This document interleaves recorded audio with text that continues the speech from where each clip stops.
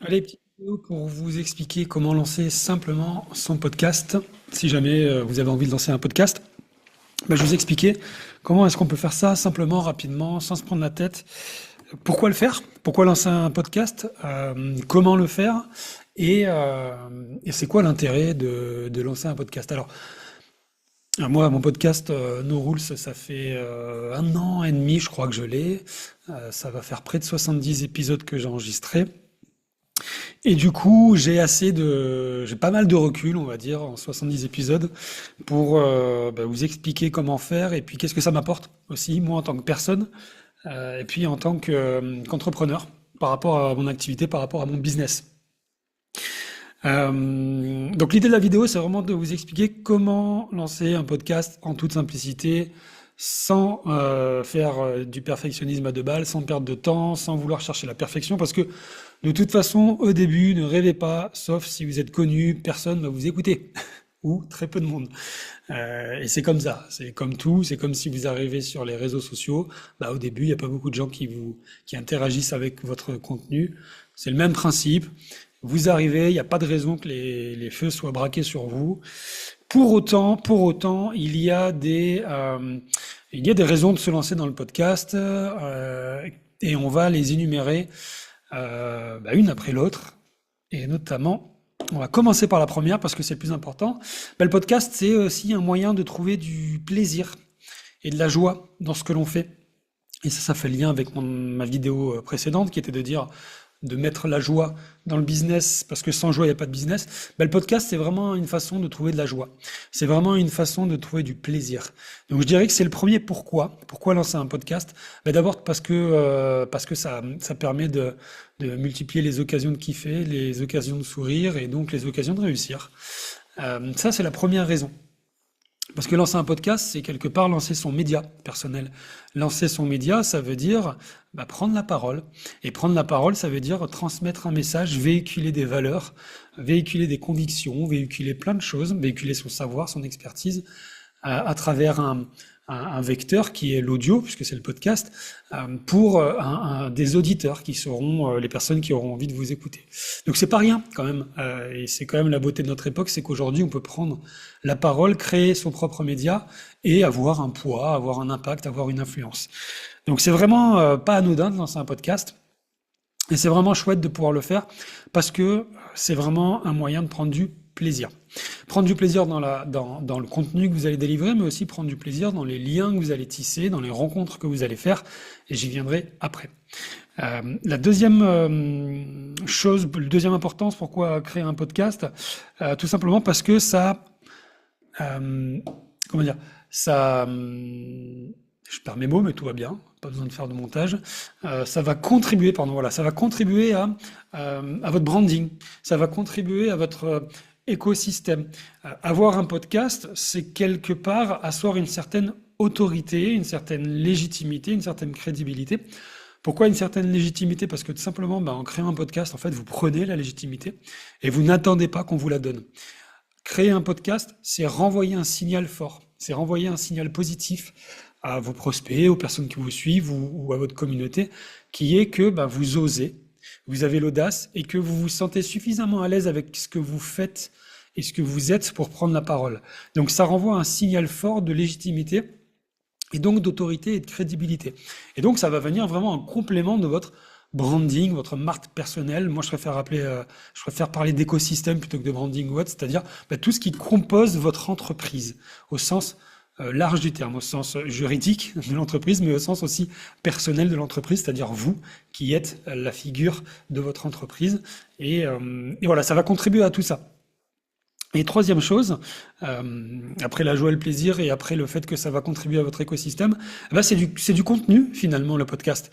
Le podcast, c'est une autre façon, c'est une autre manière de créer du contenu qui est différente que l'écrit sur LinkedIn ou que les vidéos sur Instagram par exemple. Et c'est un contenu qui est très intéressant parce que réfléchissez bien si vous vous écoutez du podcast. Quand vous écoutez un podcast, c'est souvent quand vous êtes en train de faire quelque chose. Moi, par exemple, j'écoute des podcasts, pardon, quand je cours. Mais ça peut être quand vous cuisinez, comme ça peut être comme quand vous faites les courses, comme quand vous conduisez, etc.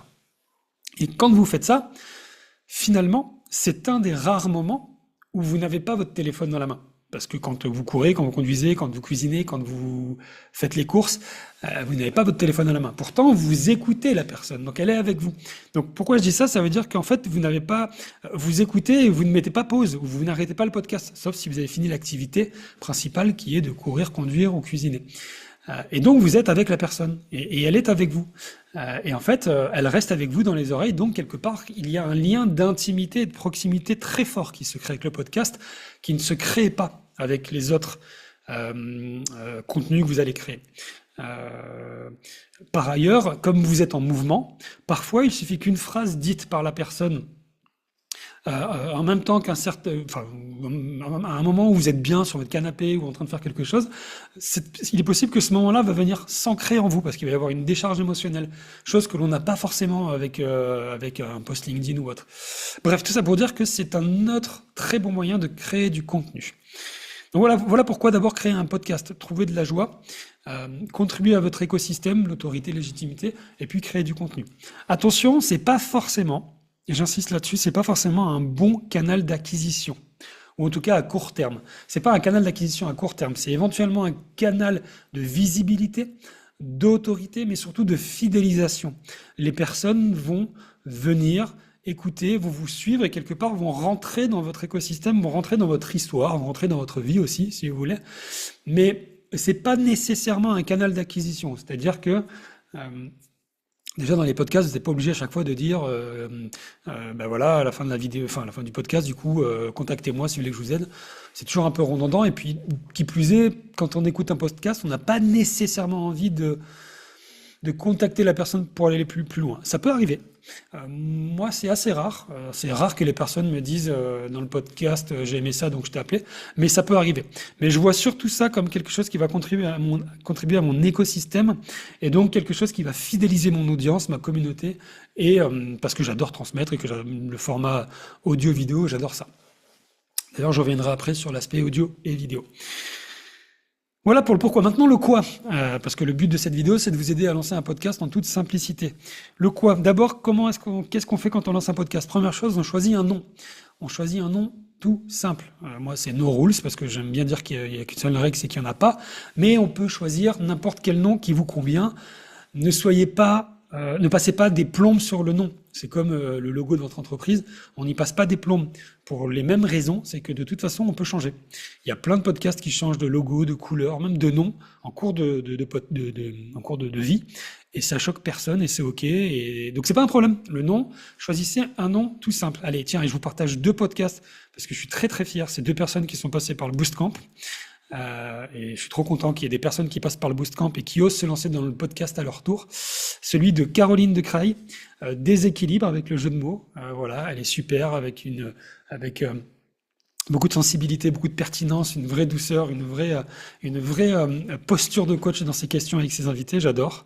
Et puis les tout nouveaux explorateurs avec Thomas et Stéphane que j'adore également dans le Boostcamp. Ils viennent juste de finir le Boostcamp et là ils se lancent tous les deux, ils ont créé leur propre podcast. Voilà, c'est génial, je suis tellement fier d'eux, Stéphane, Thomas et Caroline. Et vous voyez les noms, bon les explorateurs parce que voilà, vous voyez le jeu de mots, pareil pour Déséquilibre. Bon voilà, ce sont des noms, moi j'adore, mais prenez un nom simple, ok? C'est pas le plus important. Vous écoutez pas un podcast pour le nom, vous écoutez un podcast parce que vous aimez ce que fait la personne, vous aimez voilà ce qu'elle véhicule. Ça, c'est la première chose, c'est du coup de choisir le nom. Deuxième chose qui va être importante, ça va être de choisir le format. Le format, vous avez 2 possibilités, grosso modo, soit seul, soit avec des invités. Je dis grosso modo parce qu'on peut toujours imaginer d'autres formats comme des tables rondes où vous êtes plusieurs, mais ça, en général, ça pourrait être pour un lancement, mais on va rester sur le format simple qui est solo ou avec invité. Moi, je fais les 2. Au début, j'avais lancé mon podcast en me disant que j'allais faire que solo, parce que j'avais envie de transmettre du contenu, mais par la voix et pas que par l'écrit. Et puis très vite, j'ai eu envie d'inviter des personnes. Donc en fait, je fais les 2. Je lance parfois là, par exemple, ce que je fais en vidéo là, ça va se retrouver sur mon podcast en audio. C'est un épisode solo. Et puis parfois, je vais inviter des personnes qui sont des coachs, qui sont des entrepreneurs ou des coachs. Et puis ça va être une conversation, ça va être une interview, on appelle ça comme on veut. pouvez faire les deux, vous pouvez choisir l'un ou l'autre, vous pouvez faire les deux en même temps, il n'y a pas de règle. Faites ce que vous voulez, faites ce qui vous plaît surtout et avant tout. Donc un nom, un format. Dans le format, il y a aussi la durée. Là encore, que ça dure 10 minutes ou 1 heure. Bon, ça peut être une marque de fabrique, hein. On prend le podcast numéro 1 en France, qui est Génération Do It Yourself. C'est fait notamment connaître, enfin pas que pour ça, mais il est connu pour avoir des formats très longs, où il interviewe des personnes et ça dure 2-3 heures minimum.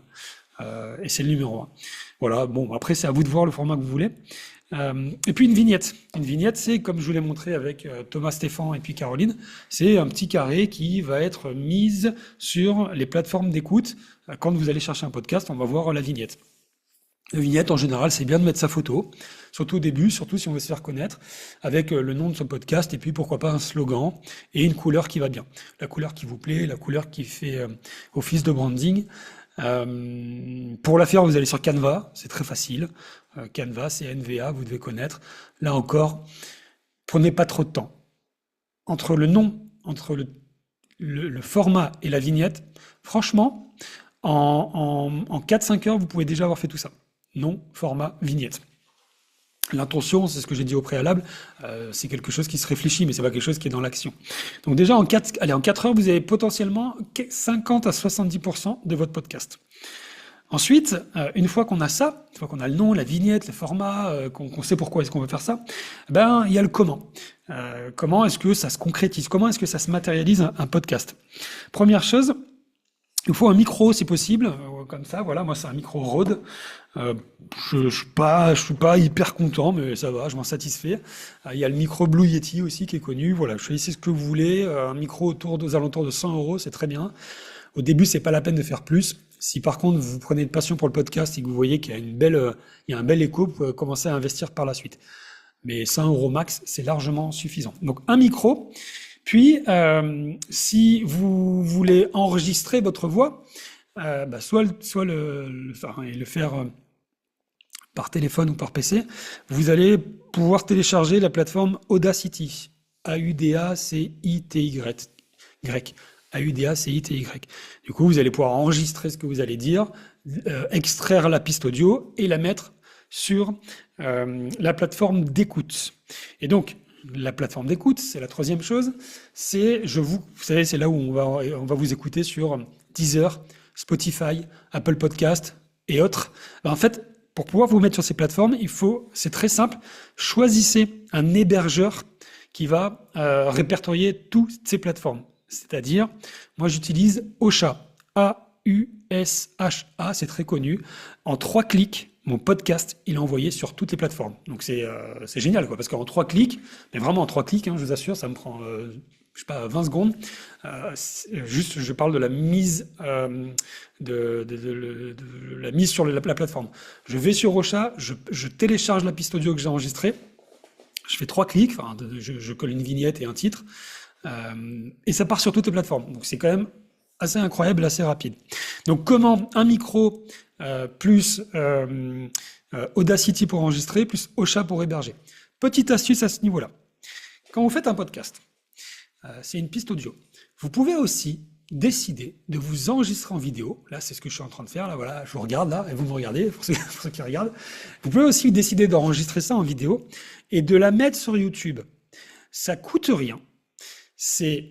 Parce que YouTube, j'en parle pas dans cette vidéo, c'est pas l'objet de cette vidéo, mais ça reste une plateforme qui est super intéressante pour nous, les entrepreneurs et créateurs. Ça coûte rien, et en fait, vous faites la même chose. En faisant la vidéo, vous allez enregistrer la vidéo et avoir une piste audio, et vous pourrez diffuser les deux à la fois sur Ocha, ça c'est le podcast pour que ça aille sur toutes les plateformes, Deezer, Spotify, et à la fois sur YouTube. Et comme ça, vous avez aussi du contenu visuel. Et c'est pas mal. Moi, peu importe le nombre de personnes qui vous regardent, hein, de toute façon, vous allez arrêter avec le regard des autres, hein, on a dit, on est d'accord, si on me suit, on s'en fout. Qu'il y ait 2 ou 2000 personnes qui vous regardent, on s'en fout. On est là pour durer, on est là pour faire de l'effet cumulé, puis on est là pour prendre du plaisir à transmettre. Et donc, pour faire les deux, le plus simple, moi, ce que je fais, c'est que j'ai Zoom. Avec Zoom, que vous connaissez, vous vous enregistrez. Là, je suis en train de m'enregistrer avec Zoom. Du coup, quand j'ai fini, j'ai la piste vidéo qui va aller sur YouTube et j'ai la piste audio qui va aller sur Ocha. Et donc, ça, c'est la petite astuce. Si vous faites un podcast, même avec les interviews, moi quand j'interviewe quelqu'un, enfin quand je fais une conversation avec quelqu'un, un invité, bah, je fais un zoom. Et du coup, la vidéo, pareil, je la mets sur YouTube et l'audio sur podcast. N'ayez pas peur de diluer l'attention. Il peut y avoir cette peur de se dire, ouais, mais du coup, les gens, je vais perdre une audience sur l'un pour qu'elle aille sur l'autre. On s'en moque. Ça fait partie de votre écosystème. On en revient à l'écosystème. Vous êtes une entreprise, vous avez un écosystème. Peu importe par quel vecteur vient la personne, par quel canal vient la personne. Ce qui compte, c'est qu'elle soit exposée à ce que vous faites. C'est ça le plus important. Donc le comment, vous l'avez compris, si vous faites un podcast, je vous invite à prendre Zoom et à balancer les vidéos sur YouTube. Dernière chose, comment est-ce qu'on gagne de la visibilité avec son podcast? Donc là, on l'a vu. Imaginons que ça y est, vous dites, ok, Cédric, il m'a motivé, je vais lancer mon podcast, et il a raison, ça a l'air facile. Et je vous assure, c'est facile, c'est simple, parce que je viens de vous l'expliquer. Vous dites, ok, j'ai un nom, je vais l'appeler le podcast des coachs ambitieux, peu importe. Ça, c'est le nom. J'ai une vignette, je suis allé sur Canva, j'ai pris 1 heure, j'ai pris ma couleur fétiche, qui est le violet ou le bleu. J'ai mis ma photo préférée, mon titre et un slogan, par exemple. J'ai un format, j'ai envie de faire juste d'abord des épisodes tout seul, voilà, pour partager mon expertise, mon savoir-faire, parce que j'ai plein d'expertise sur l'audace, l'ambition, le passage à l'action, la confiance en soi, etc. Peu ce que vous voulez. Donc une fois que j'ai ça, j'ai mon micro, j'ai mon abonnement Zoom, ou mon Zoom, peu importe, ou alors je vais sur Audacity si je ne veux pas faire la vidéo au début, je m'enregistre. Je prends 10, 15, 20 minutes, c'est exactement ce que je suis en train de faire là, je m'enregistre. Avant ça, idéalement, écrivez un petit script. Prenez votre téléphone là qui est ici et vous écrivez plus ou moins ce que vous voulez dire dans la vidéo. Et si vraiment c'est compliqué, vous demandez à votre ami ChatGPT pour vous aider. Même si vous pouvez faire ça. Mais si vraiment c'est compliqué, vous lui dites de faire un script. De toute façon, ce qui est bien, c'est qu'à la voix et à la vidéo, vous trichez pas, c'est vous. Donc ChatGPT, il est plus là. Mais à la limite, pour le script, il peut vous aider. Et après, c'est parti, on y va. Et peut-être que la première fois, vous allez bafouiller, la deuxième fois, vous allez recommencer, mais la troisième, ce sera la bonne. Une fois que vous avez fait ça, vous allez sur la plateforme, donc vous avez la vidéo et la piste audio qui sont enregistrées sur votre ordinateur. Vous allez sur YouTube et Ocha, A-U-S-H-A, je répète. Donc, au préalable, sur Ocha, il faut s'inscrire, sur YouTube aussi, mais voilà, je passe ces détails. Et vous téléchargez les 2 pistes qui vont sur le bon canal. Donc la vidéo pour YouTube et l'audio pour Ocha. À partir de là, votre podcast existe et vous avez envoyé un podcast que tout le monde peut écouter. Et donc littéralement, allez, si je rajoute quand même, si vous êtes un peu débrouillard, enfin franchement, il ne faut pas être débrouillard, d'ailleurs, c'est assez intuitif quand même. Je rajoute 1 heure, même pas, 30 minutes de s'inscrire à Ocha, comprendre 2-3 choses qu'ils vous demandent, mais pas beaucoup plus. Donc en 4h30, 5h, vous avez lancé votre podcast et franchement, j'ai fait large. Franchement, en 2 heures, même en 1 heure, vous pouvez lancer votre podcast. Je rigole pas. Et encore une fois, il ne s'agit pas de chercher la perfection. Il s'agit juste de passer à l'action et de se confronter à la réalité. Alors, dernière chose, dernier volet maintenant, comment est-ce qu'on gagne un peu de visibilité avec son podcast? C'est-à-dire comment est-ce qu'on fait en sorte qu'il soit écouté? Parce que ce serait un peu dommage de faire 50 épisodes et que ce soit toujours les 2 mêmes personnes qui l'écoutent. Première chose, inviter des personnes qui sont d'autres créateurs, d'autres coachs, d'autres entrepreneurs, peu importe, mais qui ont eux-mêmes leur audience. Moi, j'ai fait beaucoup ça. J'ai dû faire une 50aine d'interviews. Et en fait, j'ai interviewé plein de coachs et entrepreneurs qui avaient des grosses audiences et dont je pouvais donc bénéficier. Puisque quand je les mettais en avant, et quand eux parlaient de mon podcast, du coup, leur audience allait écouter. Et du coup, me découvrir grâce à ça. Donc ça, c'est l'astuce, évidemment, numéro 1. C'est l'avantage de faire des interviews. En plus du fait que c'est sympa, qu'on est à 2, qu'on rencontre quelqu'un, qu'on crée du lien. Pourquoi pas des opportunités business? Moi, par exemple, Charles Hubert, que j'ai invité dans mon podcast, à la suite du podcast, je lui ai proposé de venir bosser pour mon Boostcamp parce que j'aimais bien ce qu'elle faisait. Je lui ai dit, écoute, j'aime bien ce que tu fais et ce que tu es. Est-ce que tu vas venir travailler pour moi dans le Boostcamp? En partie, animé en tout cas du coaching collectif. Elle a accepté. Donc pour elle, c'était top, j'imagine, j'espère. Et pour moi, c'était super parce que j'ai trouvé quelqu'un en qui je pouvais avoir confiance et qui pouvait apporter de la valeur à mes coachés. Donc, invitez des personnes qui ont eux-mêmes une audience. N'ayez pas peur d'aller chercher des audiences au-dessus de la vôtre. Je sais que ça peut faire peur, ça. Ça rentre de l'imposteur, ça peut faire peur. On s'en fout, on y va. On est là pour kiffer, on est là pour passer à l'action, on est là pour tester des choses, on est là pour se planter. Et on est là pour réussir. Donc, n'ayez pas peur d'aller chercher des personnes à grosse audience. Ensuite, ce qu'on appelle du cross-posting. Je crois qu'on le dit comme ça. Je le dis peut-être mal. Mais c'est-à-dire que bah, si vous avez par exemple, donc vous sortez votre podcast, ensuite vous faites du contenu pour le mettre en avant. Vous allez créer un post LinkedIn pour dire, bah voilà, troisième épisode, je parle de ça, ça, ça, cliquez ici pour l'écouter. Moi, à chaque vidéo et à chaque podcast, je fais toujours un contenu LinkedIn, un contenu Facebook et une story Instagram, à chaque fois, pour propulser au maximum mon épisode de podcast et ma vidéo YouTube. Donc ça, c'est le cross-posting, très très important, certainement le plus important. Alors je parle pas du référencement SEO qui est sur les plateformes, là c'est trop compliqué, et puis je suis pas sûr que ça marche vraiment. Et puis troisième chose, si vous êtes très très fort en montage, ce qui est pas mon cas, quand vous faites de la vidéo comme ici, bah, vous pouvez faire des shorts.